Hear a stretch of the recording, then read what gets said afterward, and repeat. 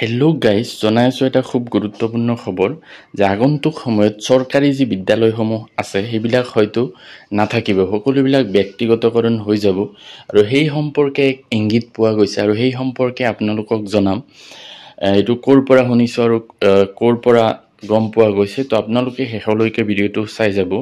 তো আচলতে সৰ্বভাৰতীয় প্ৰাথমিক শিক্ষক সন্মিলনীৰ যিজন কাৰ্যকৰী সভাপতি, তেখেতে ফেচবুকৰ এটা পোষ্ট যোগে জনাইছে যে এনেকুৱা এটা ইংগিত পোৱা গৈছে অসমৰ যিবিলাক ধৰক অসম বুলিয়ে নহয় গোটেই ভাৰতবৰ্ষৰ যিবিলাক শিক্ষা প্ৰতিষ্ঠান আছে চৰকাৰী, সেইবিলাক হয়তো আগন্তুক সময়ত ব্যক্তিগতকৰণ হৈ যাব পাৰে।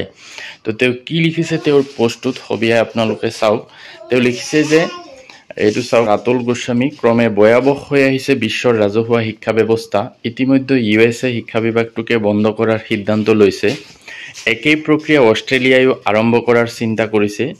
আমাৰ দেশতো ক্ৰমে বাঢ়ি আহিছে ব্যক্তিগত ৰাজহুৱা অংশীদাৰত্ব, অৰ্থাৎ ব্যক্তিগত প্ৰতিষ্ঠান যিবিলাক সেইবিলাকৰ সংখ্যা যিহেতু বাঢ়ি আহিছে আৰু ৰাজহুৱা যিবিলাক শিক্ষা প্ৰতিষ্ঠান আছে সেইবিলাকৰ অৱস্থা দিনে দিনে বেয়া হৈ আছে।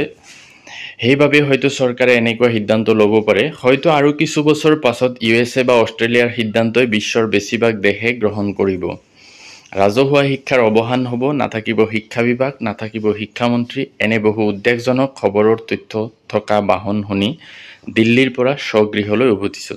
এইটোৱে আছিলে তেওঁৰ পোষ্টটো। তো আপোনালোকে নিশ্চয় গম পাইছে যে তেওঁ কি কথাখিনি ক'ব খুজিছে, যে আগন্তুক সময়ত গোটেই ভাৰতবৰ্ষতে হয়তো যি চৰকাৰী শিক্ষা প্ৰতিষ্ঠান আছে এইবিলাক চৰকাৰীকৰণ হৈ নাথাকিব, এইবিলাক হয়তো ব্যক্তিগতকৰণ হৈ যাব। তো সেই সম্পৰ্কে আছিলে বাতৰিটো। যদি ভাল লাগে লাইক এটা কৰি দিব। Thank U.